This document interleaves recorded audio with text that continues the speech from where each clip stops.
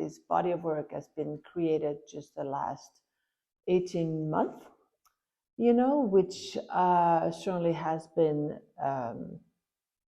a very unique time on the collective and personal level. This being said, my intent with the work has always been to reach a certain level of emotional resonance. I am not interested in the entertainment side of art. I'm not interested in narrative.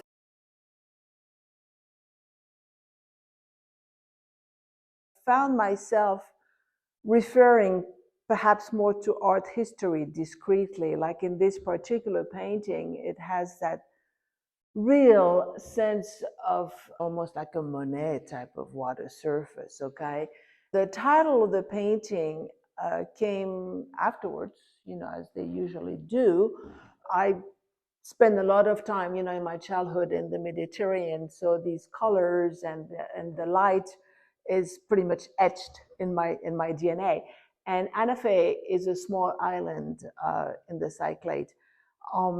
And to me, that name was just, there's a certain poetry to it. But also, if you look at the Greek mythology, Apollo was the one who created that island out of his bow as a shelter for the Argonaut, to protect them from an upcoming storm. So there's a sense of the painting or art as a shelter, as something that can envelops you, a place where one can find a deep reverie and connection to something greater than ourselves. In this particular painting, there is a sense of space, okay, opening up. It's really, even though it has references to paintings of the Annunciations, for example, especially in the colors that are directly lifted, those greens and the cobalt and gold, directly lifted from Van de Weyden, for example, which for me connects to my own personal history, but also with the entire history of printing per se. Now, at the end of the day, I think a lot of the work, what's going on in the work has to do with just light. There's something about New Mexico light, certainly. I mean, at the end of the day, I think that's basically the subject of, as painter's subject. How do you deal with light? How do you distill the landscape to just its emotional resonance? It's like painting air in some ways. In Anafe and in several of the paintings, I've used those vertical and horizontal elements which have been present in the work in a long time, but they are becoming perhaps a little more assertive and prevalent, in the paintings.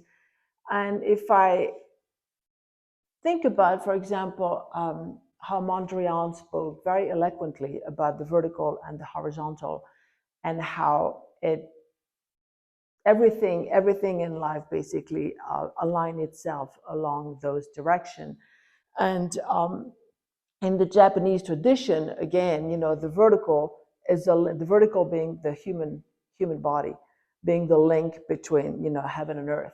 And on some level, none of it is direct, in the work, but it's a way for me to organize my mind, perhaps.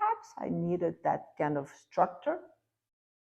This particular piece evolved really slowly. There's a lot going on in the surface that start to like breathe in many different ways. And it has a sense of more of a cosmic connection just because of the tonalities of the piece itself, those rich burgundies and blues and silvers, woven within the surface in a very, very subtle and articulated way. Now, Shakti, the title itself, obviously, is creative energy. Okay, so that's without being too descriptive, but that's really where where I want it to exist. And I was mentioning earlier that